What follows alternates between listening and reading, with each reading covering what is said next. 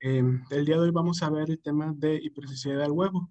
El asesor para el día de hoy fue la doctora Marisela Hernández y pues vamos a tocar todo lo típico del tema y también pues cada duda que haya pasado por mi cabeza en lo que llevamos ahorita de la residencia. Entonces, vamos a empezar con la introducción. Pues bueno, la hipersensibilidad al huevo de la gallina es un desorden generalizado que afecta principalmente a niños. Es la segunda causa de alergia a alimentos más común, seguido del de la leche de vaca. Y aunque solamente es un alimento, tiene diferentes alérgenos que causan la producción de IgE específico hacia diferentes epítopos, lo que nos da un comportamiento heterogéneo de la enfermedad. ¿Por qué es importante específicamente esto en nuestro país? Pues bueno, nuestro país es el primer lugar en el consumo de huevo per cápita, que está alrededor de 23.3 kilogramos por habitante por año. Si tomamos en promedio del huevo que pesa 62 a 62.5 gramos, esto significa que cada persona de México tiene que comer como mínimo un huevo al día. En cuanto a prevalencia, va a variar mucho el método que usemos para calcularla. Va desde tan grande cuando usamos la IgE específica de 3.6%, autorreportada 2.5%, y tan baja como 0.2% cuando usamos la prueba de reto. Se considera general entre 0.5 y 2.5 y como sabemos afecta principalmente en niños. La diferencia de la gravedad va a depender de si tiene la IgE específica contra un epítopo secuencial, como el de aquí arriba, que se tiende a esperar pues una enfermedad más persistente, a cuando es por una conformacional, como uno de aquí abajo, cuando tenemos generalmente una enfermedad más transitoria. Ahora vamos a hablar un poquito sobre biología. Pues bueno, las gallinas son aves que pertenecen al orden de las galliformes. Comúnmente se conocen como gallináceas. Este orden cuenta con casi 300 especies, entre las cuales se incluyen el codorniz y el pavo real. Su familia es la Phasinidae, en el cual están también el pavo y el faisán, que son aves que están muy relacionadas a esta. Estas aves en general son aves robustas, tienen alas cortas que no son aptas para el vuelo. En general son granívoros y tienden dimorfismo sexual. Generalmente el macho es más grande y más ornamentado que la hembra. La gallina que conocemos es una subespecie del Gallus gallus, que es la versión silvestre. Por ser una subespecie, se le otorga el nombre trinomial Gallus gallus domesticus. Ahora vamos a empezar con el inicio. ¿Cómo se forma un huevo?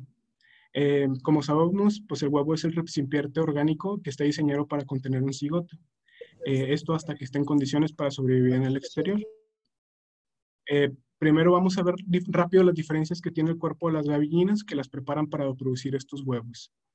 La gallina es como la mayoría de las aves, durante el desarrollo fetal tienen involución del óvulo y de la trompa derecha. Esto hace que se forme un solo conducto que se conoce como oviducto, que va a conectar pues todo el trayecto hacia el ovario izquierdo, que es solitario. Al igual que nosotros, se forman varios folículos al mismo tiempo, pero solamente uno al día o cada 2 días es liberado. Los folículos tienen esta coloración, que como los hace, pues cuando se rompe, esto es lo que conocemos nosotros como la yema del huevo. La yema es atrapada por el infundíbulo, que es la primera parte del oviducto, y pasa hacia el magno. Generalmente en el oviducto es cuando la gallina está fecundada, es donde se fecunda. El magno, que es toda esta parte que podemos ver más gruesa, es donde permanece una parte importante del tiempo. Generalmente se estima como 4 horas en ese segmento. En ese lugar se secretan varias proteínas que van a hacer lo que conocemos como el albumen o la clara del huevo. Y al terminar esto va a llegar al istmo, que es la parte final del oviducto. En esta parte donde se va a secretar la membrana, que cuando la membrana externa, que es esta de acá, y luego va a pasar al útero. En el útero va a ser donde se va a calcificar, es donde permanece más tiempo, casi 20 horas. Con eso nos da más o menos un total de 24 horas, lo que se tarda la formación de un huevo. Las gallinas no necesitan estar fertilizadas para producir huevo. Ellos los van a producir independientemente alrededor de 250 huevos al año. En caso de que sí se fertilicen, aparte de poderse almacenar los espermatozoides aquí, se pueden almacenar en el istmo y generalmente viven ahí como 10 días.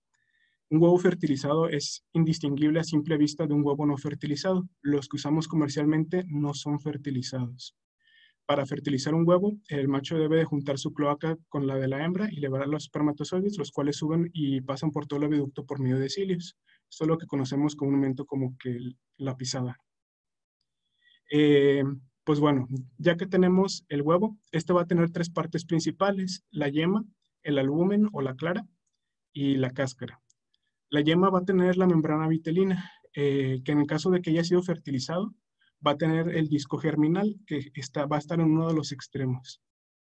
El albumen va a tener tres partes, que de adentro hacia afuera van a ser el albumen líquido interno, el denso externo y el fluido externo. En el denso externo es donde se encuentra la chalaza, que esa es la cosita blanca que tiene forma como de espiral que está pegada a la yema. La función de esto es mantener en el huevo cerrado la yema en el centro y que no tenga tantos movimientos bruscos. La cáscara del huevo está hecho principalmente de carbonato de calcio, generalmente es blanco, pero diferentes razas de gallinas pueden hacer que se depositen pigmentos y que le den un color en específico. En cuanto a composición, la mayoría del peso del huevo es la clara, alrededor del 60%, seguido por el 10% de la yema y el 10% restante de la clara. Perdón, la yema del 30%. El contenido en la clara es muy alto. Generalmente es alrededor del 88% y el resto son proteínas. En cambio, la yema es 50% agua, 15% proteínas y alrededor del 30% lípidos. Cada huevo tiene un peso promedio de entre 62 y 62.5 gramos y esto va a aportar cada huevo 90 calorías de energía, 75 gramos de proteína, 6.6 de grasa y una cantidad importante de vitaminas, que con 2 huevos al día nos cumple los requerimientos diarios de colina, de vitamina B y de biotina. Ahora sí, pues bueno, ya que somos expertos en huevos y en gallinas, vamos a empezar con pues, lo que era más importante para esta clase. La sensibilización al huevo no es diferente en otras alergias alimentarias. Es importante mencionar que la sensibilización puede iniciarse por vía oral, respiratoria o epicutánea. En el caso de la dermatitis atópica, la vía epicutánea ha demostrado cada vez más tener más importante la sensibilización. Como generalidades, cuando tenemos una barrera epitelial dañada y reconocimiento de un antígeno por las células presentadoras de antígeno, vamos a tener un cambio de las células T vírgenes a células TH2, con posterior activación de los linfocitos B para hacer un cambio de clase a células productoras de IgE. Esto por medio de las situaciones interleucina 4 y 13. Esto nos va a dar lo que conocemos como sensibilización primaria y nos va a dar pues a una respuesta secundaria dos escenarios. Haciendo un paréntesis y recordando que esto es un momento donde nosotros como alergólogos podemos hacer una intervención. Cuando tenemos un paciente con sensibilización, pero que todavía no ha superado el umbral de síntomas, hay una exposición subsecuente al mismo alérgeno. Por un lado vamos a tener a la IgE y a las células TH2 que van a intentar dirigir hacia una respuesta alérgica, pero por el otro lado vamos a tener el lado regulatorio, que va a tener a la IgG4, a la IgA y a las células T reguladoras que van a intentar mantener el equilibrio. Si continúa, estoy ya viendo hacia este lado, donde continúa la exposición, esto va a hacer que si tenemos continuamente la exposición oral, que tiende a causar tolerancia, vamos a tener una especie de inhibición competitiva del alérgeno por la IgG4 y por la IgA, y la sensibilización va a continuar siendo asintomática. Por el lado contrario, cuando se empieza a evitar la exposición al alérgeno, se pierde esta tolerogénesis y no hay creación importante de IgG4 en IgA y los pacientes pueden iniciar con síntomas. Algunos de estos pacientes van a llegar con la sensibilización asintomática, pero algunos pueden llegar ya como alergia. Por eso es importante reconocer esta ventana de oportunidad. En cuanto a manifestaciones clínicas, las manifestaciones de alergia al huevo son como el resto de las alergias alimentarias. Se pueden dividir en 2 o 3 fases: las inmediatas, tardías y retardadas. Las más conocidas son las primeras y las últimas. La inmediata es la respuesta clásica mediada por IgE. Son causados por una liberación rápida y masiva de mediadores inflamatorios, como mastocitos y basófilos. Y como sabemos, pues son las que pueden poner en riesgo la vida. Estas son las más estudiadas. Las de la fase tardía aparecen pocas horas después de las exposiciones. Son dependientes del factor de crecimiento de colonias de granulocitos y macrófagos y son inducidos por un segundo flujo de mastocitos y basófilos. Estos son los que tienden a causar la reacción bifásica en una anafilaxia. Y la reacción retardada, que son mediadas por hipericilidad tipo 4, que aparecen entre 1 y 2 días después de la exposición, y estos van a ser independientes de linfocitos T. Ahora, el cuadro clínico también es similar a otras alergias a alimentos. Es importante pues diferenciar a nuestros pacientes qué tipo de cuadro clínico tiene, ya que podemos dividir los síntomas como mediados por IgE, que son los síntomas típicos de alergia que aparecen las primeras dos horas y resuelven por completo las 12 horas. Estos son pues desde gastrointestinales como vómito, dolor, diarrea, cutáneos, urticaria, respiratorios, dificultad respiratoria, cardiovasculares, hipotensión. Y son las que nos tienen a enfermedades como urticaria aguda, angioedema, anafilaxia y síndrome de alergia oral. En cambio, las no mediadas por IgE son las que tienen, pues, típicos de las otras enfermedades que no son síntomas menos específicos. Estos son más comunes en la enterocolitis inducida por proteínas de los alimentos o en la esofagitis o eosinofilia. Y los síntomas, pues, van a ser, como dije, menos específicos, como cólico, puede ser reflujo, puede ser aversión a un alimento. Ahora, la alergia al huevo tiene ciertas peculiaridades. En general, la clara se considera más alergénica que la yema. La alergia a la clara es más común en niños y la yema es más común en adultos. También el huevo crudo es más alergénico que el cocido y el cocido es más alergénico que el horneado. Y además, el huevo horneado por sí solo es más alergénico cuando el huevo se hornea con algo más, como por ejemplo con el trigo. Entonces vamos a empezar a ver pues algo de los alérgenos. Como en todas las alergias, es diferente el cuadro clínico de un paciente dependiendo de la molécula a la que el paciente se sensibilice. Y esto va a seguir como patrones. Estos patrones son los que vamos a ver en las siguientes diapositivas.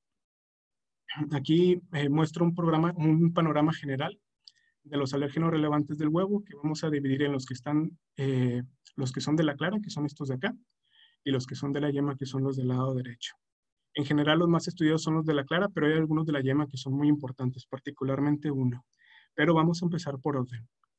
Empezaremos con el GALD1, que es la proteína ovomucoide. Esta es una proteína, es la glucoproteína inhibidora de tripsina. Esta tiene 3 dominios inhibitores de proteasa de serina tipo casal. Es similar a nuestra antitripsina hepática. Es un alérgeno, es muy alergénico y pues es el alérgeno dominante de la clara. Este va a constituir más o menos el 11% del peso. Esta proteína es muy termoestable, por lo que cuando tenemos un paciente que no tolera el huevo horneado, esta debe ser una sospecha importante. Pero también tiene sus excepciones, ya que si un paciente identifica un epítopo conformacional que sí es sensible, que sí es termosensible, sí puede tener mejoría al hornearse. La siguiente proteína es el GALD2 o la ovoalbúmina. Este es el segundo alérgeno más importante en frecuencia, pero esta es la proteína más abundante de la clara. Su función no se conoce exactamente. Esto es una proteína termolábil, pero desgraciadamente se le reconocen muchos epítopos lineales, por lo que hornearse no siempre va a ser suficiente para mejorar la sintomatología a los pacientes sensibilizados a esta proteína. La que sigue es el GALD3, es la ovotransferina. Es una proteína de unión a hierro similar a nuestra transferrina. Esta proteína tiene la peculiaridad de que, aunque es termolábil, al desnaturalizarse por el calor puede aumentar su alergenicidad. La que sigue es la GALD4, es la lisozima. Esta tiene una función antimicrobiana en el huevo. Esta proteína es la menos alergénica de las que he mencionado hasta ahorita, pero se usa en varios productos farmacéuticos como vacunas por la actividad antimicrobiana y también se usa en la elaboración de algunos otros productos como quesos. De aquí en adelante las que siguen son de la yema. Esta es el GALD5, es la que se conoce como alfa-libetina y es una de las más relevantes. Esta es la albúmina sérica de la gallina y como el resto de las albúminas séricas, esta es un panalérgeno, por lo que va a tener un comportamiento diferente al resto. De hecho, es más parecido el comportamiento que tiene al del panalérgenos que tienen las plantas que dan síndrome de alergia oral. Esta es la única proteína del huevo que tiene una sensibilización vía inhalada. Esta proteína va a ser también termolábil, por lo que los pacientes que van a tolerar el huevo horneado o incluso cocido, pero nunca crudo. Es típico de esa sensibilización que ocurre en la vida adulta, a diferencia de las demás que tienden a ocurrir en niños. Esta molécula da lo que conocemos como el síndrome ave-huevo, que es donde hay una sensibilización inhalada a componentes de las plumas de las aves, que generalmente son por exposición regular como una mascota o exposición en el trabajo a aves, casi siempre gallinas, y causan síntomas respiratorios como digestivos. Los pacientes con este síndrome, aparte de tener síntomas respiratorios y hacia las plumas o la caspa de las aves y de tener síntomas digestivos con el huevo, también van a tener síntomas con la carne de pollo, que generalmente son similares al síndrome de alergia oral, lo que le hace diferente al resto de las alergias el huevo. Aparte de afectar principalmente a los adultos, tiene una predilección hacia las mujeres. Algo que debemos de conocer también es que cuando tenemos un paciente con síntomas orales al pollo, que tiene pruebas positivas contra el huevo y el pollo, aparte de una alergia al GALD5, debemos de sospechar una alergia primaria a la carne de pollo. Esta alergia no es muy común, de hecho es tan rara como la alergia a la carne de mamíferos, pero es importante que la conozcamos. En general, este tiene un inicio tardío, no tan tardío como la del GALD5. En esta la mediana de edad es alrededor de 10 años. Y tiende a haber una reactividad cruzada a aves que están relacionadas, como por ejemplo el pavo. De hecho, generalmente tenemos pruebas positivas tanto a la gallina como al pavo. La reactividad cruzada es leve, es leve o tolerable hacia aves que no están relacionadas, como son el pato o el ganso. De hecho, incluso pueden estar asintomáticos con estas otras aves. Algo muy importante también mencionar es que no hay síntomas con el huevo, pero sí es relativamente común que tengamos una sensibilización hacia él.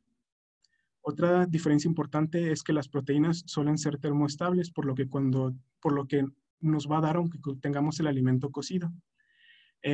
Las dos principales proteínas que la causan son las que vemos aquí abajo y cada una tiene algunas características especiales.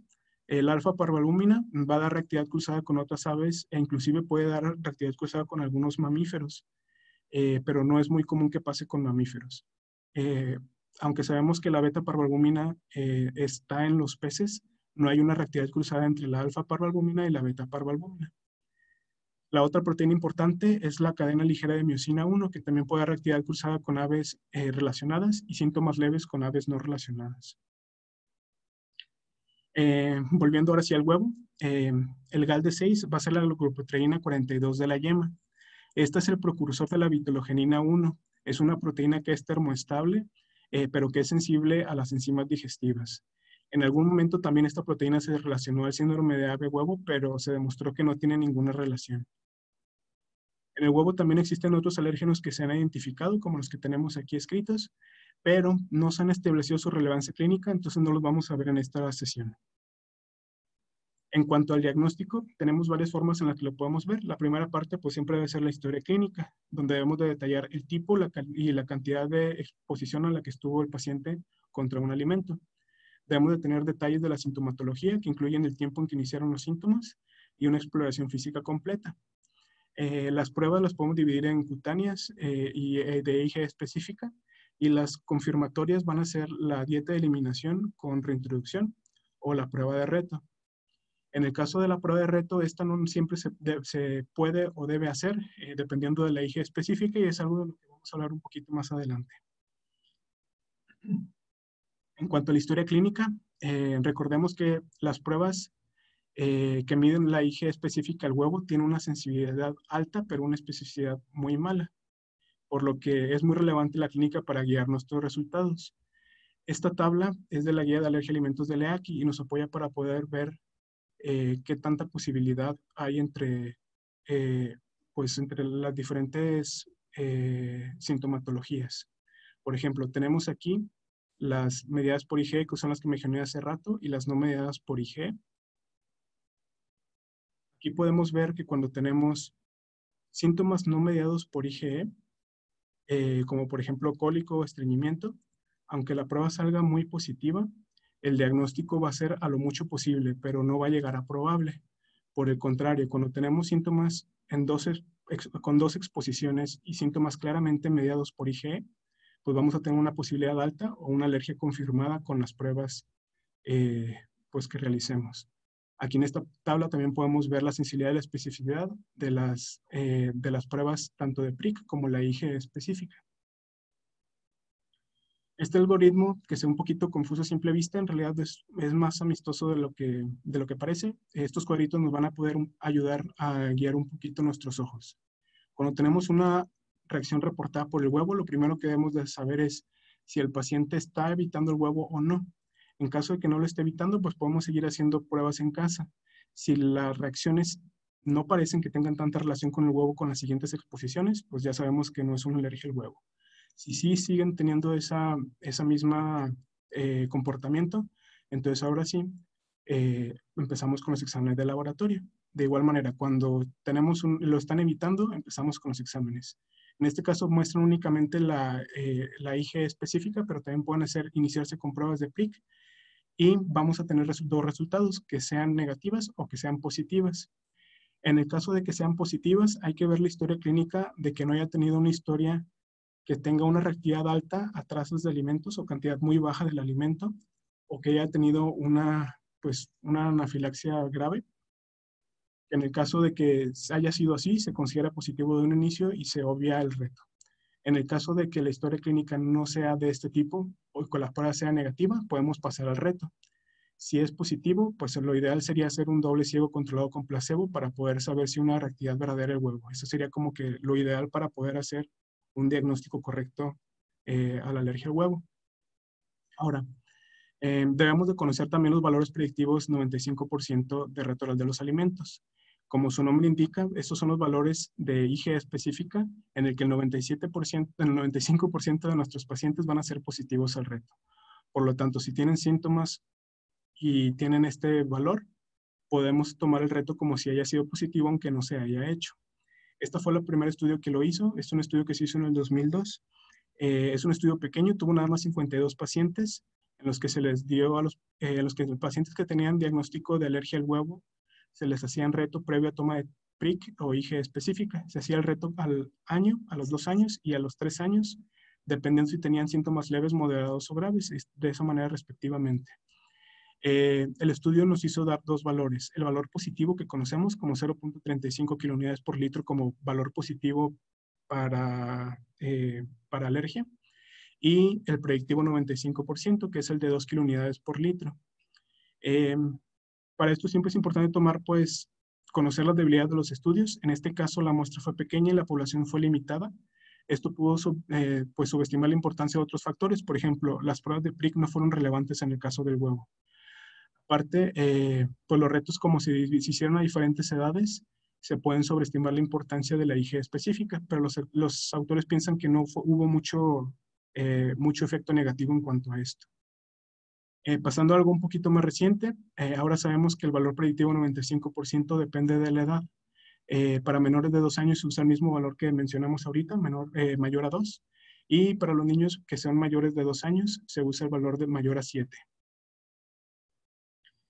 Vamos a hablar de la historia natural de la enfermedad y vamos a ver 2 artículos. Aquí tenemos 2 artículos que se hicieron por una diferencia de 7 años. Los 2 hablan de la historia natural del huevo. El de la izquierda fue el primero que se hizo. Es un estudio retrospectivo unicéntrico que se hizo en Estados Unidos y que recolectó 881 pacientes. El de la derecha es un estudio tipo corte, es un estudio multicéntrico y se tomaron al final 213 pacientes. La de la izquierda tuvo criterios de inclusión y de definición de tolerancia más laxos que el de la derecha. Por ejemplo, los criterios que se usaron para definir la alergia, en el caso de este lado, tenemos que fue la historia clínica sugestiva o una IG específica mayor a 2. En cambio, los criterios que se tomaron para los pacientes aquí, en el de la derecha, fue el historia clínica más PRIC positiva o que tuviéramos dermatitis atópica moderada o grave más PRIC positiva.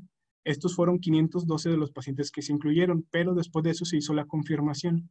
Se hizo ya fuera o reto o una historia clínica muy sugestiva más una PRIC o IG específica o un brote de dermatitis atópica más una IG específica mayor a 2. Ya teniendo la confirmación, el estudio de tener 512 pacientes, pasaron únicamente a 213 pacientes con el diagnóstico confirmado de alergia a huevo. Ahora, la tolerancia se midió de diferentes maneras.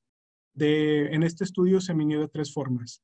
La línea que tenemos hasta abajo, que es la negra, eran los pacientes que tenemos con IgE que fuera menor a 6 kilounidades por litro y que no hayan tenido una historia de que no hayan tenido un consumo del alimento en el último año que haya causado síntomas. La segunda definición fue tolerancia al huevo, o lo mismo, pero con niveles de IgE específica menor a 2. Y la tercera, que es la de mero arriba, pacientes que toleraban el huevo. En cambio, la tolerancia en el estudio de la derecha nos midió primero con la IgE específica menor a 2, que pues como mencioné era el valor predictivo positivo 95%, y en caso de que cumplieran con eso, se hacía el retor así con el huevo cocido.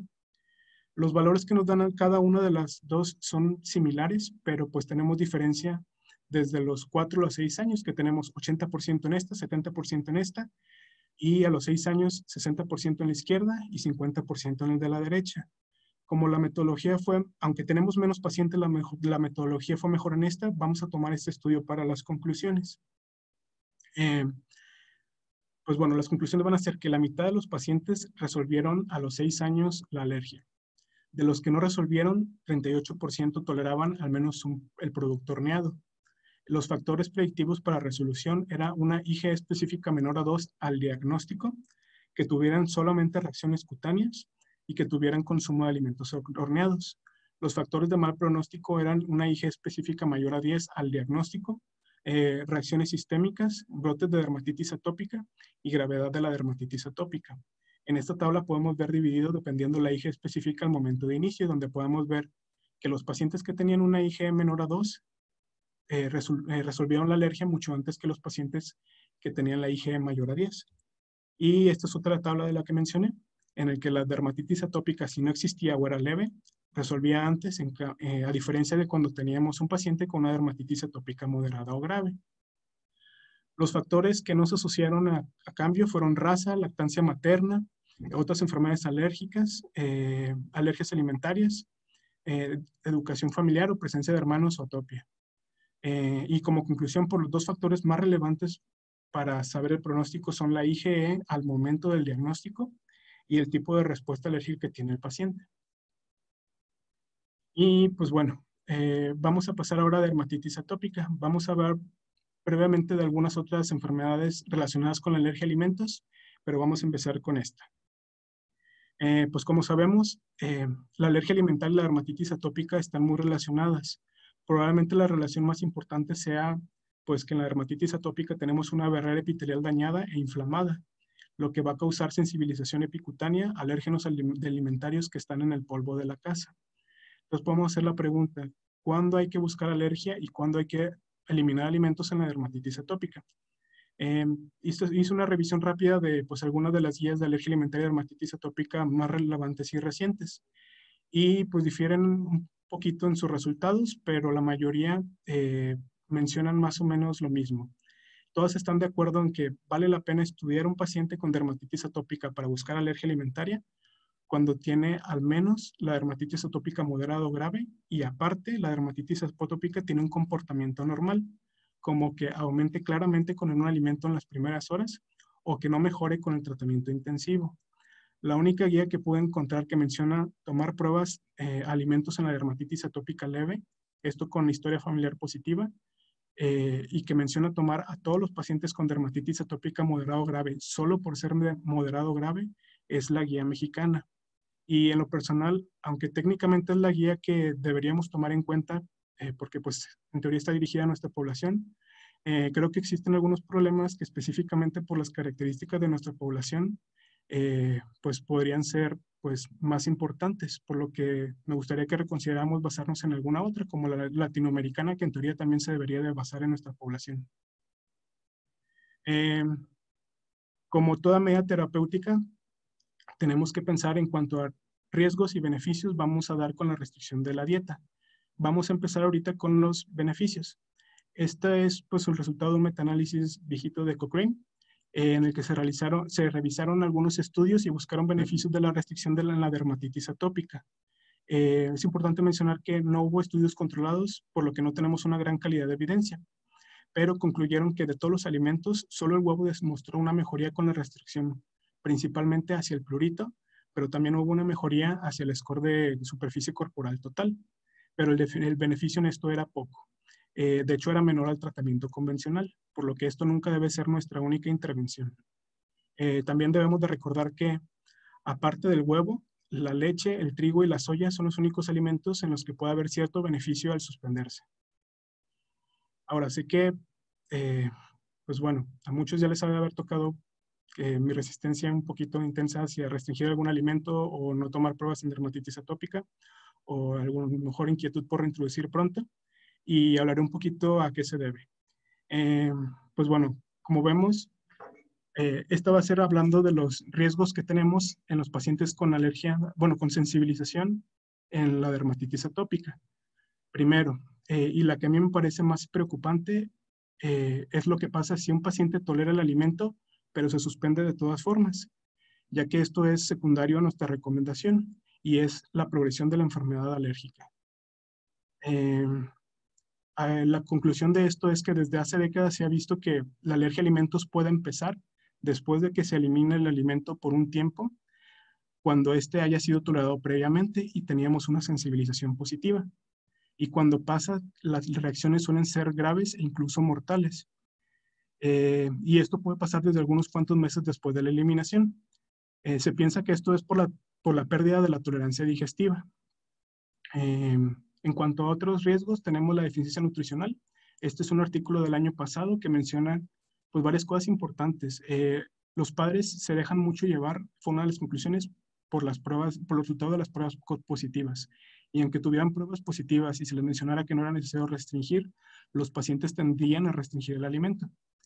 Mencionan también que la restricción a más de 3 alimentos era alta, cercana al 50%, y en que los niños que tenían restricción alimentaria a más de 3 alimentos no cumplían con los requerimientos de calcio y hierro, y aparte tenían más riesgo de medidas antropométricas bajas.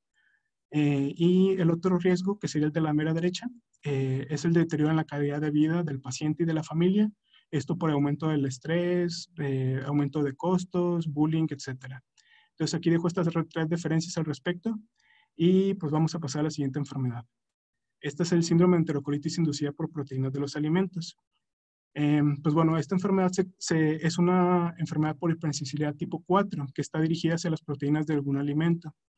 Lo dividimos en 2 tipos. Aguda, cuando es de 1 a 4 horas de la exposición y generalmente empieza con letargia y palidez. Y el segundo, después, tenemos diarrea que puede durar hasta un día después. El niño es asintomático si no consume el alimento.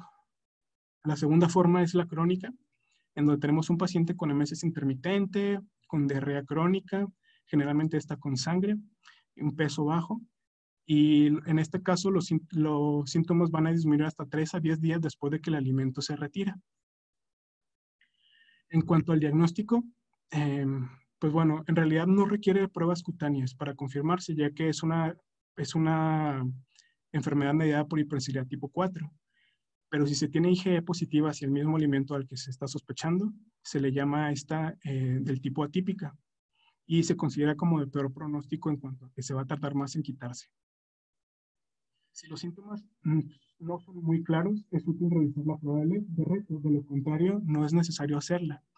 Y no se requiere tomar la IgE de rutina, pero se puede tomar si tenemos alguna otra enfermedad importante por la que le ocupemos estudiar. En cuanto al tratamiento, el tratamiento es pues, similar a las demás alergias, que sería evitar el alimento. Algunos pacientes van a tener vómito y diarrea que va a llegar hacia choque hipovolémico, por lo que en esos casos pues, hay que tratar el choque. Si el bebé se encuentra lactando, hay que ver si tiene síntomas con la leche materna. Si no los tiene, no es necesario que las mamás los restrinjan, pero en caso de que sí los tengan, pues habrá que restringir.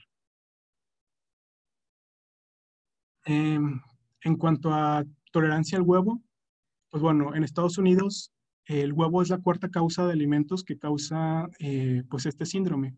Si no recuerdo mal, los primeros 3 son leche, soya y pescado, creo que en ese orden. En promedio, la tolerancia se llega a los 3 años y medio, pero parece que como la alergia que es mediada por IgE, la tolerancia al huevo horneado llega primero. Entonces, en esta tabla podemos ver la tolerancia al huevo con algún tipo de cocción fue un año antes que la que tuvieron tolerancia al huevo crudo, como podemos ver en esta parte de acá. En cuanto a otras enfermedades, y ya para terminar las patologías, vamos a ver dos muy rapidito. La primera es el estreñimiento. Hice también una pequeña revisión de algunas guías de gastroenterología y algunos artículos relacionados con la alergia y el estreñimiento, ya que pues en ninguna guía de alergia a alimentos menciona bien sobre este tema. En resumen, podemos concluir que las guías actuales no recomiendan las pruebas de alergia a alimentos por dos motivos.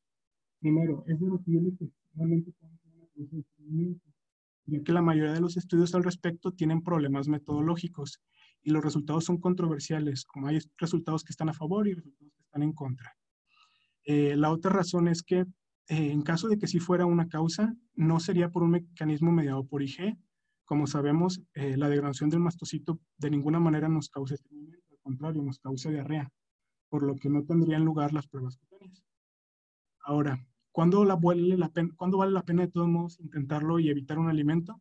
Pues bueno, cuando tenemos un paciente con estreñimiento que no sucede después de varios intentos con la terapia convencional, y lo recomendado que sería que se hiciera sin hacer las pruebas, que la tratáramos como una enfermedad no mediada por IG y solamente suspendiéramos el alimento sospechoso.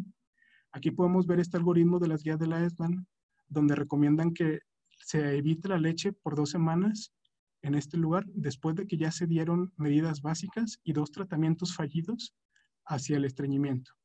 Y generalmente se deben de realizar junto con el estudio de otras enfermedades importantes como hipotiroidismo o enfermedad celíaca, solamente en casos pues, refractarios. La otra enfermedad importante es el reflujo. Es una enfermedad que también comúnmente se produce la alergia. De manera de otra revisión rápida al respecto. Y las conclusiones son que, pues bueno, la alergia alimentaria sí es de alergia. El vómito sí es una enfermedad mediada por IG, pero también es un síntoma de una enfermedad no mediada por IG. Pero característicamente, este tiende a ser intenso y resistente al tratamiento. Entonces,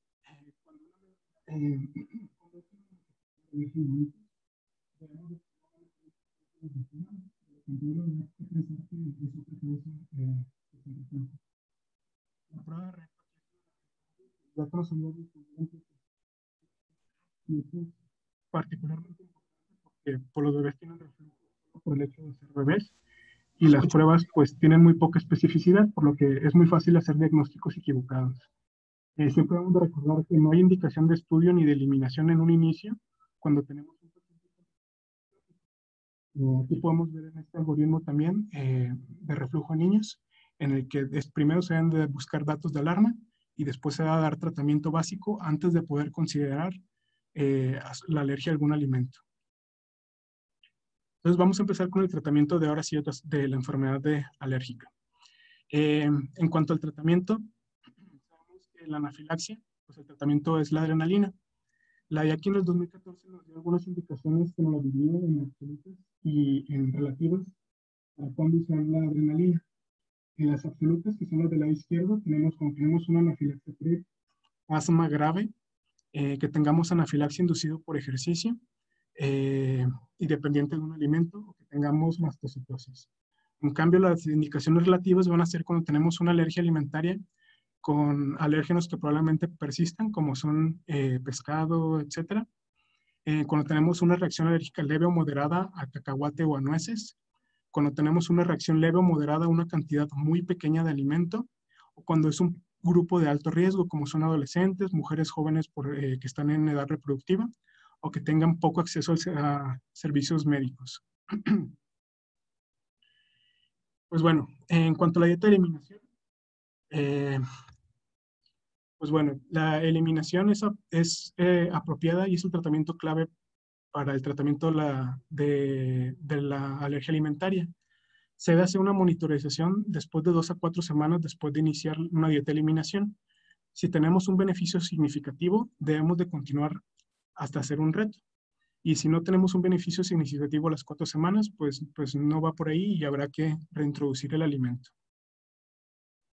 En cuanto a la dieta estricta, pues bueno, tradicionalmente se procuraba hacer una dieta muy estricta. Bueno, en los últimos años ha quedado claro que si un niño puede el huevo horneado o cocido sin tener síntomas, es mejor dárselo, ya que aparte de que ayuda a evitar tanto estrés y problemas nutricionales, aparte de costos, los niños que toleran y consumen el huevo logran una tolerancia antes que lo que no lo consumen.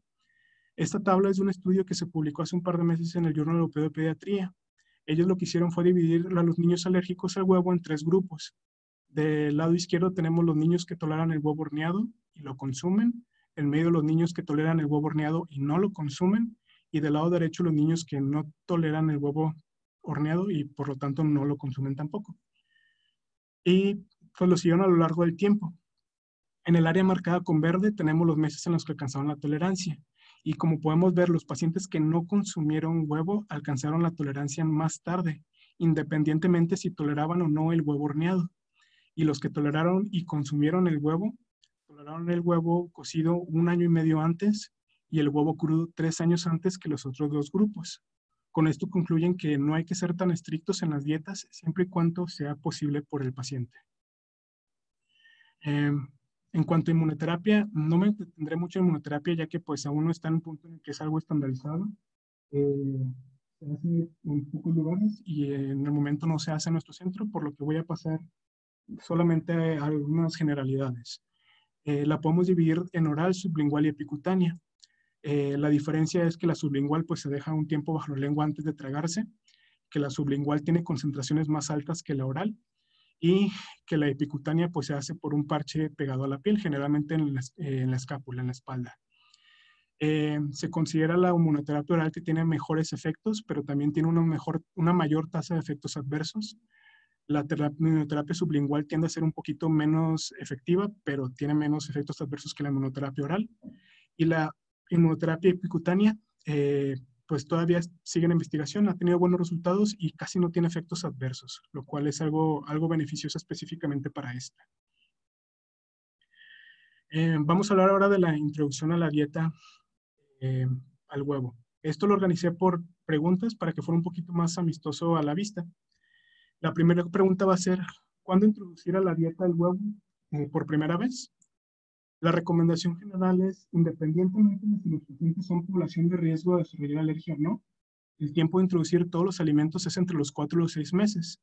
Los pacientes que tienen introducción a esta edad tienen una disminución del riesgo de desarrollar alergia alimentaria y esto se ha estudiado sobre todo en el cacahuate, pero cada vez hay más evidencia al respecto. Aunque no sabemos todavía si esto se puede extrapolar a la población general completamente, pues es una medida que debemos de saber.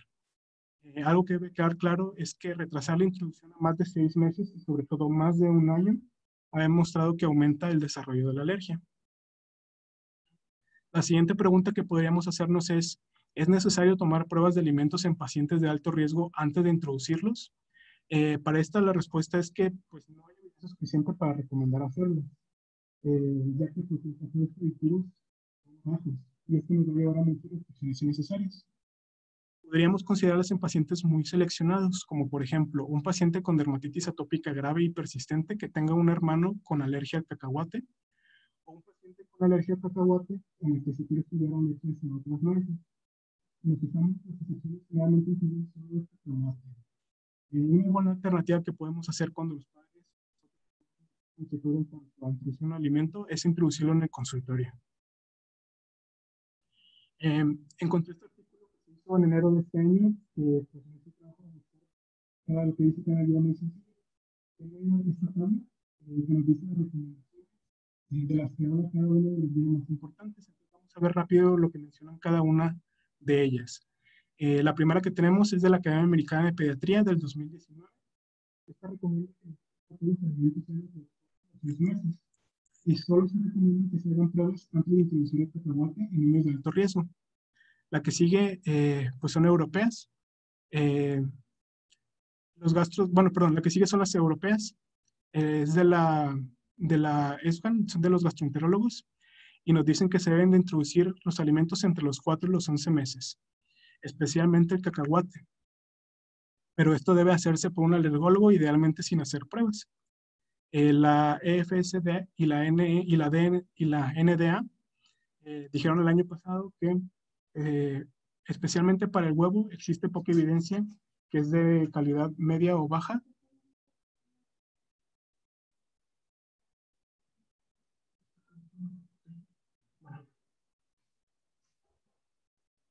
Bueno, ¿en qué me quedé? Se me hace que me quedé en la FSDA.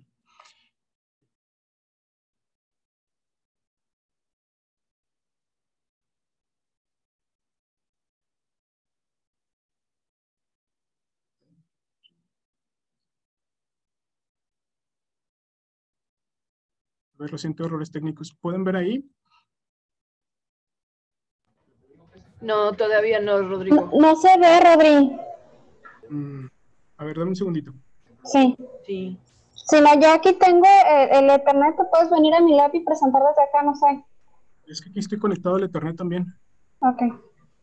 Trae muchas inconsistencias en el audio, Rodrigo, también. Revise eso. Ok. A ver. Rodrigo, ¿ya se ve? ¿Ya? Ya se ve bien. Muy bien. Bueno, en cuanto a la EFSA y la NDA, el año pasado dijeron que para el huevo existe poca evidencia, pero de calidad baja o media, de que introducir el huevo entre los 3 y 4 meses es mejor que introducirlo a los 6 meses. Ellos no recomiendan hacer las pruebas en pacientes de alto riesgo. La IACI en el 2014 nos dicen que debemos de introducir todos los alimentos a los 4 meses, sin importar el riesgo de alergia, y que no debemos ni adelantar ni retrasar la introducción. No recomiendan ellos pruebas antes de introducir los alimentos. En Reino Unido tenemos las guías de la SAC. Ellos hablan un poquito curioso, nos dicen que aunque la evidencia nos dice que introducir el huevo y la leche entre los 4 y los 6 años es insuficiente, la evidencia que sí es concluyente es que introducirlos después de los 6 meses es malo. Entonces nos recomienda que no se considere ningún alimento diferente a otros y todos se introduzcan por igual entre los 4 y 6 meses. Ellos tampoco recomiendan hacer pruebas, pero recomiendan que un alergólogo los vea para guiar a los pacientes. Hasta abajo tenemos los de la Sociedad Británica de Alergia e Inmunología en el 2018. Ellos hacen un apartado específicamente en los pacientes con dermatitis atópica. Recomiendan que se debe introducir el huevo y el cacahuate junto con otros sólidos tan cerca de los 4 meses, como sea posible, y sin pruebas de preferencia. En el resto de los niños se debe realizar entre los 4 y los 6 años. Las guías australianas nos dicen que los niños con dermatitis atópica se benefician del consumo del huevo antes del año, y ellos mencionan que solo se recomiendan tomar pruebas en pacientes con dermatitis atópica grave o alergia a algún alimento antes de introducir el cacahuate a la dieta. Y las guías japonesas recomiendan la introducción al cacahuate después de los 4 meses o antes de los 10 meses, con el resto entre los 5 y los 6 meses. No se recomiendan estudiar antes de introducirlos a los alimentos. La siguiente pregunta va a ser, ¿cuándo revalorar un paciente para reintroducir el alimento una vez que tenemos el diagnóstico de alergia a alimentos? Pues bueno, las guías estadounidenses nos dicen que en el 2010, pues que no hay evidencia suficiente para dar una recomendación en cuanto al tiempo, pero la tendencia es que se suele hacer anual. En cuanto al la IACI en el 2014 recomienda el tiempo apropiado para la leche y el huevo que sea cada 6 a 12 meses. No debemos nunca de realizar una prueba si no han pasado al menos 6 meses desde la última reacción, ya que seguramente las pruebas van a ser, el paciente todavía va a ser alérgico.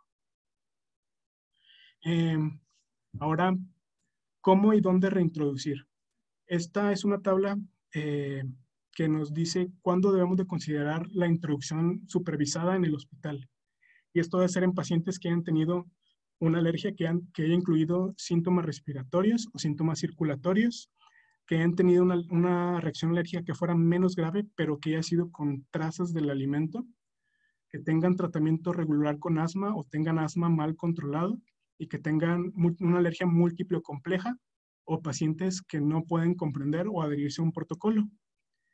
¿Cómo debemos de reintroducirlo? Pues bueno, primero debemos de ver en qué lugar de la escalera del huevo nos encontramos. Lo podemos dividir en si tenemos tolerancia al huevo crudo, ligeramente cocido, o bien cocido o horneado.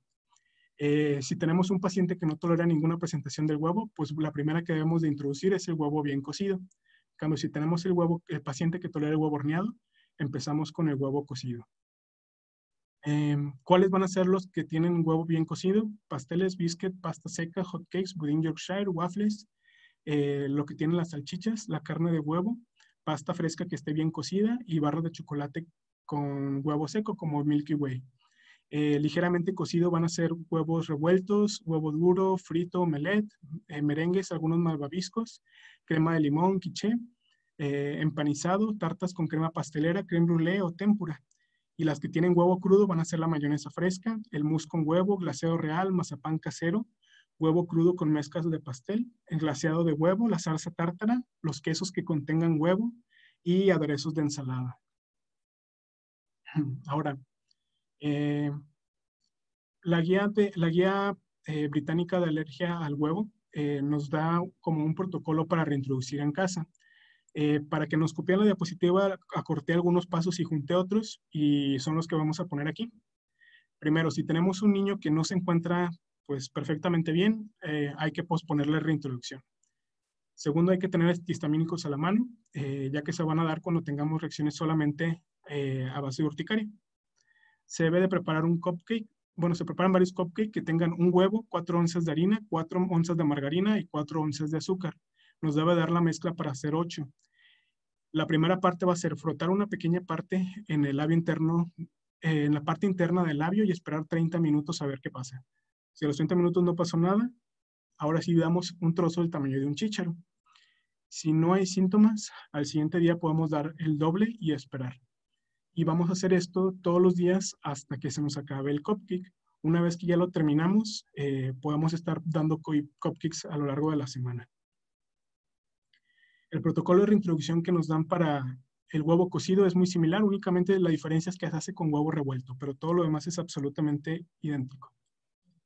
En cuanto a inmunizaciones, ¿qué vacunas hay que poner? Pues bueno, la vacuna triple viral y la influenza estacional siempre se deben de administrar, ya que la triple viral únicamente contiene, pues, nada, y la de influenza estacional contiene trazas de huevo, por lo que no tiende a haber reacciones, y cuando llega a haber por la influenza estacional, realmente es más fácil que sea por otro componente que al huevo.